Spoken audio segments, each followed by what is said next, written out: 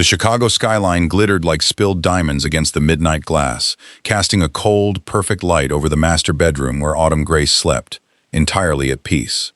It was a picture of flawless domesticity, until the silence was sliced by the sharp, persistent vibration of her phone on the nightstand.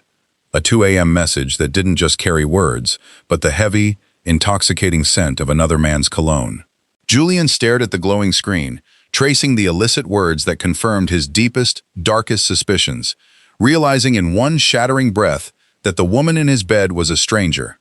If stories of silent betrayals, hidden lives, and cold-blooded revenge draw you in, stay with me. There are many more secrets waiting to be uncovered behind these closed doors. If you want to see how deep the rabbit hole goes, don't leave the channel. The penthouse was suffocatingly quiet. At 2:14 a.m., the ambient hum of the central air conditioning was the only sound in the sprawling master bedroom, masking the faint, rhythmic breathing of Autumn Grace. She lay on her side, draped in imported silk, her dark hair spilling perfectly across the white pillows. To the rest of Chicago, Autumn was a paragon of modern elegance, a woman who curated art galleries by day and hosted flawless dinner parties by night. To Julian St. James, her husband of 5 years, she had been the center of his gravity. Until 14 minutes ago, Julian stood barefoot on the cold marble floor near the edge of the bed. He didn't move. He barely breathed. The glow of the city through the floor-to-ceiling windows painted sharp angles across his pale face. In his hand, he held Autumn's phone.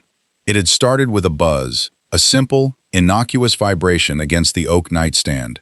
Julian, a chronic insomniac and the director of logistics for Cityride Taxi, was used to late-night alerts.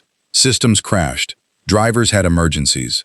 He had reached over to silence her phone, not wanting the noise to disturb her rest. But the screen had faced up, and the notification banner had glared at him in the dark. William Jones, still tasting you, beautiful. Thursday can't come fast enough.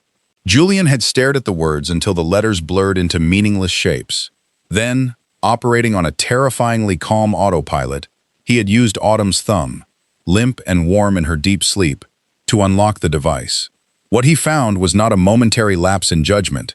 It was an entire parallel universe. He scrolled through months of encrypted messages, a digital graveyard of his marriage. There were photos taken in hotel rooms he didn't recognize, timestamps that perfectly matched the evenings she claimed to be working late at the gallery, and inside jokes that made Julian's stomach physically hollow out. William Jones. He knew the name, an arrogant silver spoon real estate developer who had attended one of their charity galas last spring. Julian remembered William shaking his hand, flashing a brilliant, predatory smile, while Autumn stood elegantly by his side, her hand resting lightly on Julian's arm. William sighed. He doesn't look at you like I do. He's too boring to understand what you need. Autumn. I know. You make me feel alive. Just be patient. Julian felt a strange, chilling sensation wash over him. It wasn't the fiery, blinding rage he had seen in movies. It was something infinitely colder. It was the feeling of a steel door slamming shut, locking him in a freezing, sterile room. He looked down at Autumn. Her chest rose and fell in a steady, innocent rhythm. She looked like an angel. She was a ghost. The woman he loved had died months ago, replaced by this beautiful, lying stranger who brought another man's scent into his home, who spent his money on lingerie she wore for someone else, who smiled at him over morning coffee while plotting her next escape. The traditional reaction would be to wake her, to scream, to throw the phone against the wall, to demand tears and apologies and explanations. But Julian was a man of logistics. He dealt in systems, in efficiency, in moving pieces across a board to achieve maximum impact. Screaming would only give her a chance to defend herself, to lie, to manipulate him with those wide, apologetic eyes. Julian's thumb hovered over the screen. He marked the thread as unread. He closed the hidden folder. He placed the phone back on the oak nightstand, exactly an inch from the edge, precisely where she had left it. He walked to the window and looked out at the glittering grid of Chicago streets. Cityride cars were out there, moving like tiny yellow blood cells through the arteries of the city. He controlled them. He navigated chaos for a living. She wants to be free, Julian thought, the silence of the room pressing against his eardrums. I will give her exactly what she wants. He wouldn't yell. He wouldn't file for divorce. He would simply orchestrate his own disappearance, pulling every pillar of support from beneath her feet, until the life she knew collapsed entirely. Julian turned back to the bed, his face an unreadable mask in the shadows, and began to calculate his exit. The Cityride taxi headquarters buzzed with the frantic, low-level hum of a Friday afternoon, but inside Julian St. James's glass-walled corner office, the atmosphere was an absolute vacuum. On his dual monitors, intricate routing algorithms for thousands of vehicles ran in a continuous loop on the left. On the right, a private encrypted terminal displayed the steady, systematic bleeding of his joint brokerage accounts. 4 weeks had passed since the night the notification on the oak nightstand had shattered his reality. 4 weeks of waking up next to Autumn, smelling the lingering traces of expensive cologne disguised under lavender fabric softener. Julian had not dropped a single hint of his discovery. Every morning, he poured her coffee, kissed her forehead, and asked about her art gallery with a practiced, hollow smile. It was a daily performance born entirely out of a broken heart's desperate need for control. A soft knock broke his concentration. Lauren Scott, the senior operations manager and Julian's most trusted colleague, stood in the doorway holding a stack of compliance reports. She had sharp, observant eyes that missed nothing in the logistics grid, and lately, they had been lingering too long on Julian.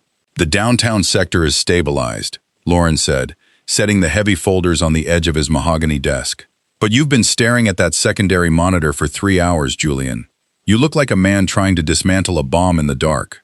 "Just optimizing some personal assets, Lauren," Julian replied smoothly, his hands steady as he closed the browser tab. Efficiency is everything. He wasn't lying. He was rerouting hundreds of thousands of dollars through a labyrinth of offshore corporate entities and obscure trusts he had set up under an impenetrable alias. The beautiful, sweeping life he and Autumn had built was being boxed up and shipped away into the digital ether, penny by agonizing penny. That evening, the Chicago rain lashed violently against the floor-to-ceiling windows of the penthouse. Autumn was in the kitchen, humming softly as she arranged artisan cheeses on a dark slate board. She wore a delicate silk slip dress, the exact kind she used to wear just for him on quiet nights in. Now, Julian looked at the fabric and only felt a dull ache, wondering what time she had let it drop to the floor of William's hotel room earlier that afternoon. "How was work, darling?" Autumn asked, pouring a heavy glass of Merlot and handing it to him.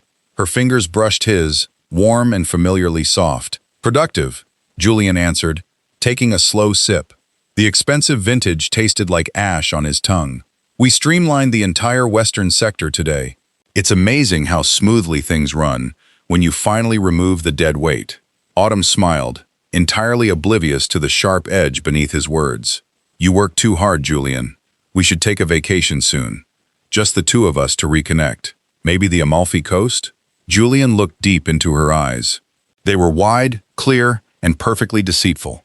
A month ago, a suggestion like that would have filled him with absolute joy, a promise of a future he had desperately wanted to build. Now, it only solidified the ice in his veins. As she turned back to the marble counter, her phone vibrated softly inside her designer purse. Julian didn't need to look at the screen to know who was demanding her attention. He set his wine glass down, a calculated timeline running through his mind like the code on his office monitors. 10 more days. 10 more days until the accounts were drained, the lease was secretly broken, and the ghost protocol was complete. "A vacation sounds perfect," Julian said, his voice a flat, dead calm in the warm kitchen. "I'll start making the arrangements." The morning of the departure was aggressively normal. Julian's flight to Seattle was scheduled for 7 a.m., requiring him to leave the penthouse by 5. Autumn felt the mattress shift in the dark, murmuring a sleepy, incoherent goodbye as he leaned over and kissed her forehead. It was the same kiss he had given her 100 times before, chaste, reliable, and utterly devoid of the storm raging beneath his skin. "I'll call you from the lounge," Julian whispered into the stillness of the room. He didn't wait for a response. He simply walked out of the bedroom, the heavy oak door clicking shut with a profound sense of finality. 3 hours later, the morning sun pierced the floor-to-ceiling windows, casting long, sharp shadows across the Egyptian cotton sheets. Autumn stretched, a slow, languid movement, reaching across the mattress. It was cold. She sat up, running a hand through her tousled hair, expecting the familiar scent of dark roast coffee to drift from the kitchen. There was only silence, a deep, hollow quiet that felt heavier than usual. She slipped into her silk robe and padded barefoot down the hallway. "Julian," she called out, though she knew he was already in the air. It was a habit, a reflex born of a 5-year marriage. The kitchen was spotless. The espresso machine sat dark and cold. Autumn moved toward the marble island to pour herself a glass of water, her eyes catching a glint of silver near the edge of the counter. She stopped. Resting perfectly in the center of the dark slate coaster was Julian's platinum wedding band. Autumn stared at it, her brow furrowing in confusion. Julian never took his ring off. Not for the gym, not for showers, not for anything. Beside the heavy ring lay his personal smartphone, the one he used for family and emergencies, distinctly different from his secure corporate device. A cold prickle of unease began at the base of her neck. She picked up the phone. It was completely powered down. She held the power button, waiting for the screen to illuminate, but it remained a blank, black mirror, reflecting her own suddenly pale face. "Did he forget?" she muttered to herself, but the presence of the ring made the theory collapse instantly. Heart rate accelerating, Autumn hurried to the foyer, opening the hall closet where they kept the small digital safe for passports and emergency cash. She punched in the 6-digit code, their anniversary date. The keypad flashed red. Error. She tried again, slower, her manicured nail pressing each number deliberately. Error. Panic, sharp and metallic, tasted like copper in the back of her throat. She tried Julian's birth date. The lock clicked, the heavy metal door swinging open. It was entirely empty. The stacks of emergency hundreds, their passports, the bearer bonds, the spare keys to the SUV, all gone. Autumn stumbled backward, her breath hitching. She scrambled back to the kitchen island, grabbing her own phone. Her fingers trembled as she bypassed William's morning text. "Morning, gorgeous," thinking about last night, and opened her mobile banking app. She needed to see the numbers. She needed to know this was just a bizarre misunderstanding, a lapse in memory, a temporary glitch in their perfect, curated life. Face ID scanned her features. The application loaded, the blue circle spinning for what felt like an eternity. Joint checking, 0.00. Joint savings, account closed. Investment portfolio, access denied. Contact administrator. The phone slipped from her hand, clattering loudly against the marble counter. The sound echoed violently through the sprawling, silent penthouse. Autumn looked out at the sweeping view of the Chicago skyline, the city moving on below without her, and felt the floor completely drop out from beneath her feet. Julian hadn't just left for a business trip. He had erased himself from her existence, leaving her trapped in a flawless, expensive cage with absolutely nothing. The fluorescent lights of the 18th District Police Precinct buzzed with a low, oppressive frequency. Autumn Grace sat in a molded plastic chair that snagged against her raw silk skirt, her hands tightly clasped in her lap. Across the scarred metal desk, Detective Miller flipped through a thin, profoundly empty file. "And you're certain there were no marital issues, Mrs. St. James?" Miller asked, his eyes lifting to meet hers. They were tired, perceptive eyes that had seen every variation of human deceit. No financial strain? No arguments? No third parties? Autumn's heart slammed against her ribs, but her face remained a mask of flawless, bewildered grief. "Julian and I were perfectly happy, Detective. He just went on a business trip and never arrived. Please, you have to find him." She lied with the ease of a woman who had spent the last 6 months living a double life. But as she left the precinct, stepping out into the harsh glare of the Chicago afternoon, the carefully constructed walls of her reality began to warp. 48 hours had passed since she found the empty safe. The penthouse lease was due in 3 days. The gallery's operational account, previously backed by Julian's credit, was frozen. She was entirely untethered, floating in a terrifying freefall. An hour later, Autumn bypassed the receptionist at Jones & Associates Real Estate, pushing through the heavy glass doors into William's executive suite. The room smelled of expensive leather and the faint, citrusy tang of his signature cologne, the same scent that had once thrilled her in dimly lit hotel rooms. Now, it made her stomach turn with a bitter, metallic anxiety. William stood by the window, a phone pressed to his ear. He held up a single finger, signaling her to wait, before wrapping up the call. He turned, his signature predatory smile faltering slightly at the sight of her pale, drawn face. "Autumn, baby, you shouldn't be here," William said, his voice dropping to a cautious murmur as he crossed the room. He didn't pull her into an embrace. Instead, his hands rested lightly on her shoulders, keeping her at arm's length. "If someone sees you, with your husband missing, it looks bad." "I have nothing, William," Autumn whispered, the words tearing out of her throat. She looked up at him, desperate for the fierce, protective lover who had typed those explicit, claiming texts just days ago. "Julian took it all. The accounts are drained. My credit cards are declining. I had to lie to the police for an hour just to keep them from digging into my phone." William's jaw tightened. A microscopic shift, but Autumn caught it. The romantic illusion of their forbidden love was colliding violently with the messy, litigious reality of a missing spouse and financial ruin. "Okay, deep breaths," William said smoothly, retreating a step to lean against the edge of his mahogany desk. The physical distance between them suddenly felt like a canyon. "I'll wire some cash to your personal account to cover the immediate expenses. Just keep a low profile. Play the grieving wife. We need to be smart about this." He was managing a crisis, not comforting a lover. Autumn stared at the man she had risked her entire life for. The tailored suit, the arrogant confidence. It was all still there, but the devotion she thought she possessed was conspicuously absent. "He knows, William," Autumn said, her voice hollow and trembling. "Julian didn't just snap. He planned this. He erased himself.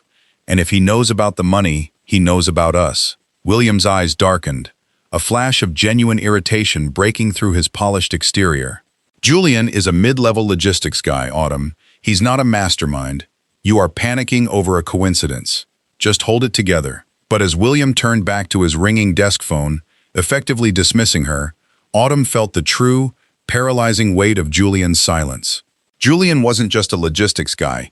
He was a man who moved pieces across a board to achieve maximum impact.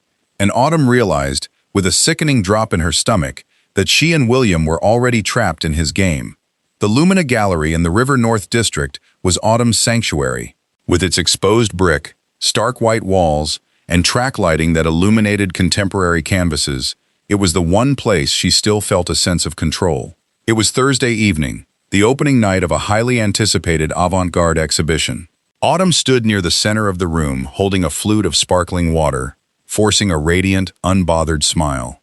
She wore a high-necked black dress, a sartorial armor designed to project the image of a focused, independent curator whose husband was simply away on extended business. But the atmosphere in the room was brittle. At 7:15 p.m., the ambient, sophisticated murmur of the gallery began to change. It started as a subtle ripple, a woman in a designer pantsuit checking her phone and whispering sharply to her companion. Then, a synchronized, low-frequency hum of vibrating cell phones swept across the room.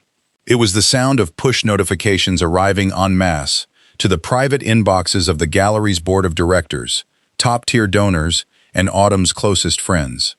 Autumn watched, her smile freezing, as the collective gaze of Chicago's elite shifted from the artwork on the walls directly to her.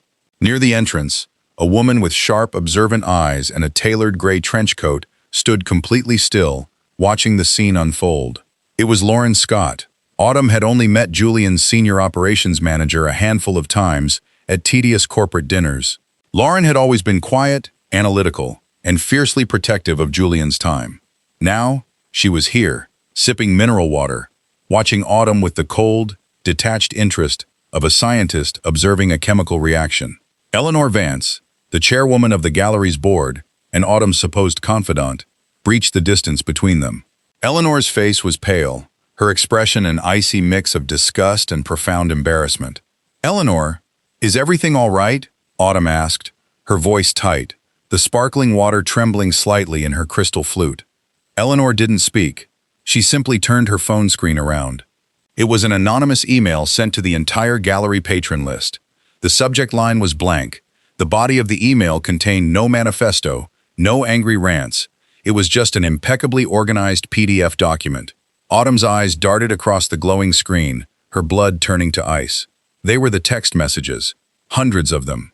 perfectly formatted, color-coded transcripts of her explicit, illicit conversations with William Jones. But it was worse than just words. Beside the texts were cross-referenced financial receipts, time-stamped Uber rides to the Peninsula Hotel, expensive dinners, and boutique lingerie purchases, all funded by the joint accounts Julian had managed. The sheer, meticulous logistics of the document bore the unmistakable signature of her husband's brilliant, methodical mind. "I assume you will submit your resignation to the board by morning," Eleanor said, her voice dropping to a harsh whisper. "William Jones is married to the daughter of our largest benefactor. You haven't just ruined your marriage, Autumn. You've made yourself a liability to this institution."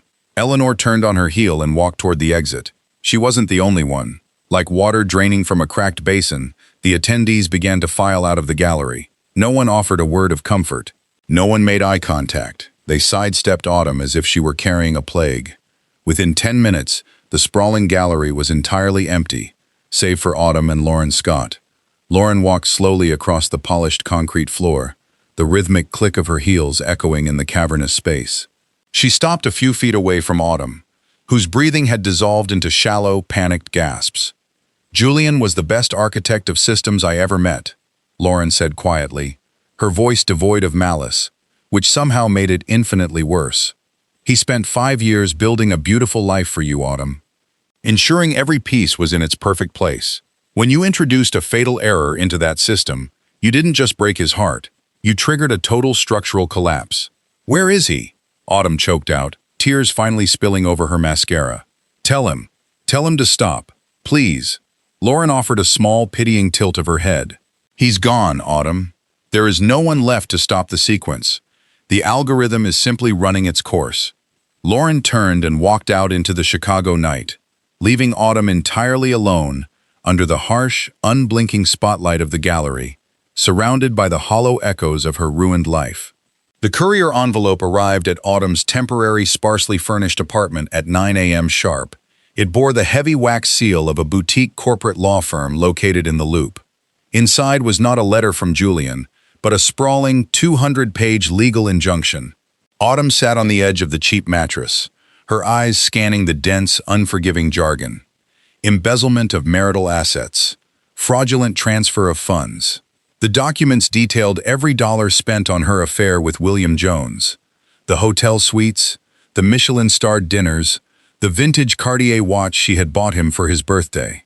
Julian hadn't just taken his half of the money. He had legally classified her spending as theft, locking the remaining assets in a frozen trust pending litigation. Furthermore, the injunction named William's firm, Jones and Associates, as a recipient of stolen funds, demanding an immediate forensic audit. The air in the room grew unbearably thin. Autumn didn't bother changing out of her wrinkled clothes.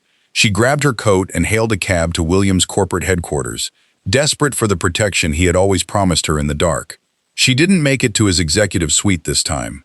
The receptionist, whose smile used to be warm and conspiratorial whenever Autumn visited, stopped her at the front desk with a stiff, professional glare. "Mr. Jones is in a board meeting, Miss Grace," the receptionist said, her tone absolute. "He cannot be disturbed. Tell him it's an emergency." "It's about the legal notice," Autumn insisted, her voice rising, drawing the eyes of passing junior executives. Before the receptionist could call security, the heavy frosted glass doors to the main conference room opened. William stepped out, flanked by 2 men in sharp navy suits, corporate counsel. When William saw Autumn standing in the lobby, looking frantic and undone, his face hardened into a mask of pure, unadulterated self-preservation. He walked over to her, his steps quick and furious. He didn't offer a greeting. He grabbed her elbow, his grip tight and bruising, and pulled her into a small, glass-walled alcove away from the main floor. "Are you out of your mind coming here today?" William hissed, dropping his voice to a venomous whisper. "Did you get the injunction?" Autumn asked, her hands shaking as she pulled the folded legal papers from her coat pocket. "Julian is freezing everything. He's dragging your firm into this." "William, I don't have a lawyer. I don't have anything." William looked at the papers as if they were infected. He took a step back, putting a physical barrier of cold air between them. "My legal team received the notice at 8 this morning," William said, his voice devoid of any of the warmth that had once fueled their late-night texts. My father-in-law is already asking questions. Do you understand what this means, Autumn? This isn't just a messy divorce anymore. This is a corporate scandal. But we love each other, Autumn whispered, the words sounding pathetically naive even as they left her lips. You said you would take care of me. William let out a harsh, breathless laugh. It was the sound of a man looking at a terrible investment he was about to aggressively write off. I said a lot of things in hotel rooms, Autumn. That was before your husband decided to turn my life into a legal nightmare. William straightened his tie, his eyes cold and calculating. My lawyers are drafting a statement. We are categorizing your gifts as unsolicited, and my firm will comply fully with your husband's audit to clear our name. I am blocking your number. Do not come here again. Autumn stood paralyzed as William turned his back on her, walking back to his lawyers without a single backward glance. The glass doors of the conference room clicked shut behind him, sealing him back into his world of wealth and privilege, and leaving Autumn completely locked out in the cold. The elevated L train rattled past the single grimy window of Autumn's temporary apartment, rattling the cheap laminate floors and sending a vibration deep into her aching bones. She sat on the edge of a sagging futon, staring at the peeling beige paint of the opposing wall. The contrast between this claustrophobic box in the outer suburbs and the sweeping, silent elegance of her former penthouse was a physical weight pressing against her chest. It had been 4 days since William turned his back on her in that glass-walled alcove. 4 days of unanswered calls, declined credit cards, and the slow, agonizing realization that her entire existence had been a house of cards, and Julian had simply pulled out the bottom row. Her phone lay dead on the small coffee table. She didn't bother charging it anymore. There was no one left to call. As the afternoon light faded into a bruised purple Chicago dusk, Autumn finally forced herself to stand, moving toward the cramped kitchenette to pour a glass of tap water. That was when she saw it. Resting precisely in the center of the scratched Formica counter was a heavy, unmarked manila envelope. It hadn't come through the mail. There were no stamps, no routing barcodes. Someone had slipped it under her door while she was sitting mere feet away, drowning in the silence. Her breath hitched, her hands trembled as she reached for the thick package. The flap was unsealed. Autumn tipped the envelope over. A single thick, leather-bound ledger slid out, hitting the counter with a heavy thud. It looked like an old-fashioned accounting book, the kind someone might use to track inventory or record debts. Slowly, as if the book itself were wired to detonate, Autumn opened the heavy cover. The first page was blank, save for a single line of Julian's immaculate, precise handwriting in black ink. A complete audit of our marriage, August to November. Autumn turned the page. Her stomach bottomed out in a sickening freefall. It was a masterclass in logistics. Julian hadn't just downloaded her text messages, he had mapped her betrayal. On the left side of the ledger, in meticulous columns, were the lies she had told him. October 12th. Claimed to be at Lumina Gallery for late inventory. October 18th. Claimed to be visiting mother in Evanston. On the right side of the ledger, perfectly aligned with her lies, was the truth. October 12th. Uber receipt to the Peninsula Hotel, room 412. Room service charge for 2 glasses of Merlot. October 18th. Geolocation ping at William Jones's private residence. Beneath every set of columns were the corresponding text messages she had sent to William during those exact hours. The graphic, breathless words she had typed while lying in another man's bed, bound together with the innocent, loving texts she had simultaneously sent to Julian to maintain her alibi. She turned page after page. The sheer volume of data, the cold, clinical formatting of her most intimate sins, was terrifying. He had known. He had known for months. Every time he had kissed her forehead, every time he had poured her morning coffee, every time she had confidently lied to his face, he had already cataloged the deceit. He hadn't screamed because she wasn't a wife to him anymore. She was a failing system, a logistical error that needed to be quarantined and systematically dismantled. Autumn flipped to the final page of the ledger. There was no grand declaration of hatred, no emotional goodbye, just a final, devastating tally. Total marital assets liquidated, $4,250,000. Total funds irrecoverable by Autumn Grace, $4,250,000. Status, closed. Autumn let the ledger slip from her fingers. It hit the floor, splaying open to a random page of her own lies. She sank to her knees in the dark, cramped kitchen, the cheap refrigerator humming loudly in the background. The tears that finally came were not tears of sorrow for a lost love, nor were they tears of anger at William's cowardice. They were the ugly, suffocating tears of absolute defeat. She had played a dangerous, arrogant game, convinced she could have it all. Instead, in the cold, unforgiving mathematics of Julian St. James, she had amounted to exactly zero. The radiator in the corner of the room clanked, a harsh, metallic rhythm that marked the passing of the hours. It was Tuesday morning. Outside the single window, a gray Chicago drizzle washed over the cracked pavement of the suburban street. Autumn Grace sat on the floor, her back against the cheap cabinetry of the kitchenette. The leather-bound ledger lay exactly where she had dropped it 2 days ago, its pages slightly warped from the damp cold of the apartment. She had not eaten. She had barely slept. The battery on her phone had finally died, leaving a black, mirrored rectangle on the coffee table that completely severed her from the world she once ruled. There would be no more gala invitations from Eleanor Vance. There would be no more whispered, thrilling texts from William. There would be no more quiet, reliable mornings with Julian. She closed her eyes. The memory of her penthouse, the smell of imported coffee, the soft touch of Egyptian cotton, the illusion of absolute safety, twisting like a physical blade between her ribs. She had thought she was the architect of her own happiness, carefully balancing a devoted husband and a wealthy, passionate lover. She had felt so exceptionally clever, moving between two lives without a single snag. Looking at the meticulous handwriting in the ledger, she finally understood that she had never been the architect. She had only been a variable in Julian's equation, and the moment she malfunctioned, she had been ruthlessly, permanently deleted. Autumn pulled her knees to her chest, wrapping her arms around her shins in the freezing room, the terrifying permanence of her ruin settling over her like a heavy, suffocating shroud. 2,000 miles away, the fog rolled off the dark, churning waters of the Puget Sound. The air was thick with the scent of salt, wet earth, and pine. Standing on the expansive wooden deck of a modernist glass and timber house, a man known to local residents as Arthur Vance held a ceramic mug of black coffee. He wore a heavy wool sweater against the coastal chill, his posture relaxed, his breathing slow and even.